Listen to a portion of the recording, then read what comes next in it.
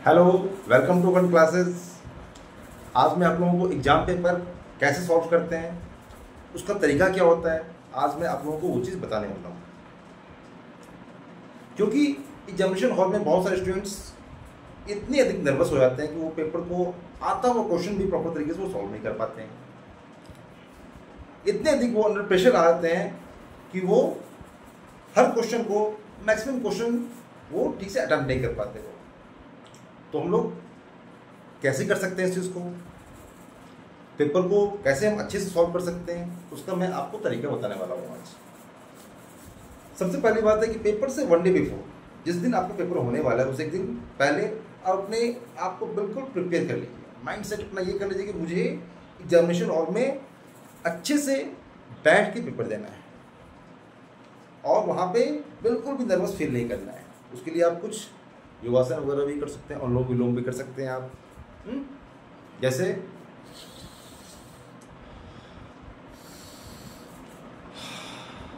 तो इससे क्या होता है ना, हमारा कंसंट्रेशन पावर जो है वो ज़्यादा बढ़ जाता है।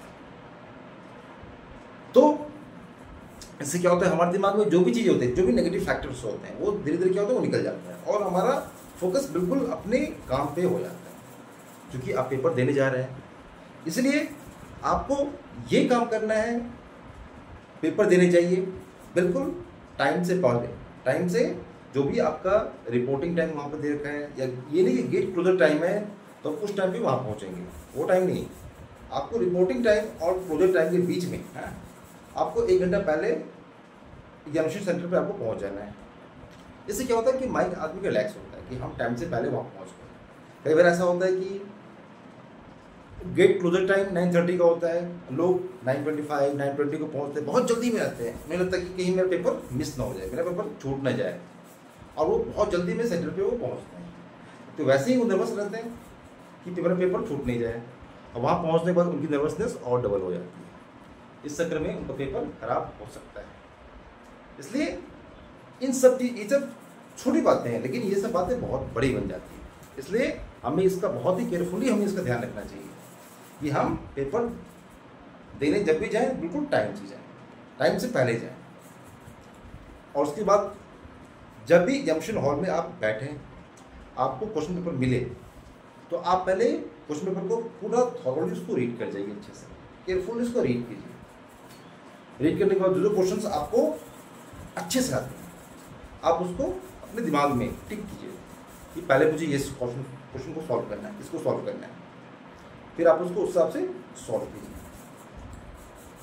उसके बाद जितने भी एमसीक्यूज आते हैं, मल्टीपल चॉइस क्वेश्चंस आते हैं, या फिल इन द ब्लैंक्स आता है, तो ये सब जरूर से आपको अटेम्प्ट करना है, क्योंकि आपने चैप्टर रीड किया हुआ है। जिन स्टूडेंट्स ने चैप्टर को अच्छे से थॉरली रीड किया हुआ है, वो एमसीक्यू और फिल इन द ब्लैंक्स को प्रॉपर तरीके से सॉल्व कर पाते हैं। इसलिए हमें चैप्टर को प्रॉपर तरीके से स्टडी करके जाना है, जितने भी चैप्टर्स आ रहे हैं। क्योंकि चैप्टर रीड करने का मतलब है कि हम समुद्र के डेप्थ में जा रहे हैं। क्योंकि जो भी क्वेश्चन आएंगे वो तो चैप्टर में से ही क्वेश्चन आएंगे, चैप्टर के बाहर से तो कुछ क्वेश्चन आने वाला है नहीं। इसलिए हमें चैप्टर्स को थॉरली हम रीड करना है। तो इससे हमारा क्या होगा, कॉन्सेप्ट हमारे क्लियर हो जाएगा। हमारे MCQs, multiple choice questions, fill in the blanks हमारे हम सॉल्व कर सकते हैं। और जब हम चैप्टर रीड करते हैं ना, तो बहुत सारे पॉइंट्स हमारे दिमाग में, माइंड सेट हमारे दिमाग में वो चीज़ पेस्ट हो जाता है बहुत सारे, तो हम उसको यूज़ कर सकते हैं एग्जामिनेशन हॉल में। तो पहले जो क्वेश्चन हमें अच्छे से आ रहा है बट उसको हम सॉल्व कर लेंगे। सॉल्व करने के बाद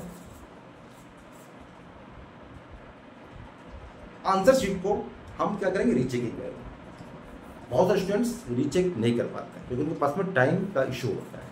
और टाइम का इशू होता है, क्यों होता है? क्योंकि उनकी राइटिंग स्पीड बहुत कम होती है। बहुत सारे स्टूडेंट्स की ये प्रॉब्लम कि उनकी राइटिंग स्पीड बहुत कम है, या जितना उनकी होनी चाहिए उससे एवरेज राइटिंग स्पीड से वो पेपर सॉल्व करते हैं।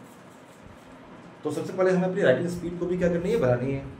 उसके लिए हमें मतलब पहले से प्रैक्टिस करनी पड़ेगी, ताकि हम अपनी राइटिंग स्पीड को बढ़ा सकें। राइटिंग स्पीड हमारी अच्छी है तो हम पेपर को टाइम से पहले कर पाएंगे और पेपर को हम रीचेक कर पाएंगे।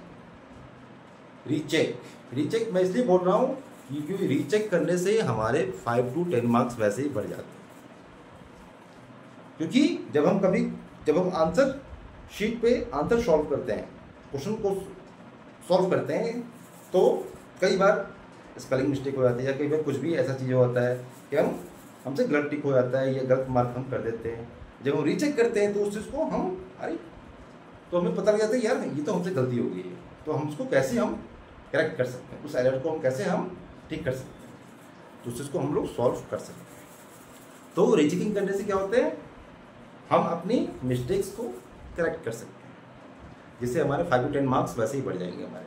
ये बिल्कुल होता है।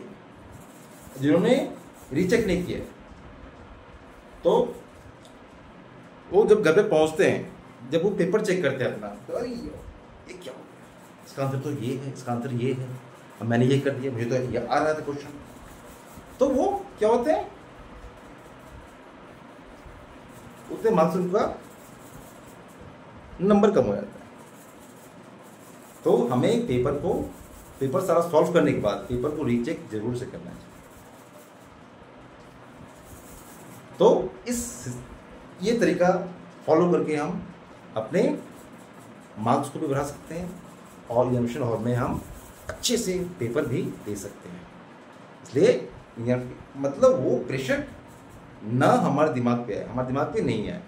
इस चीज़ को ओवरकम करने के लिए हम लोग इस सारे जो भी मैंने बताया उसको अगर आप फॉलो करेंगे तो आप डेफिनेटली अपने क्वेश्चन पेपर को प्रॉपर तरीके से सॉल्व कर पाएंगे। Thank you.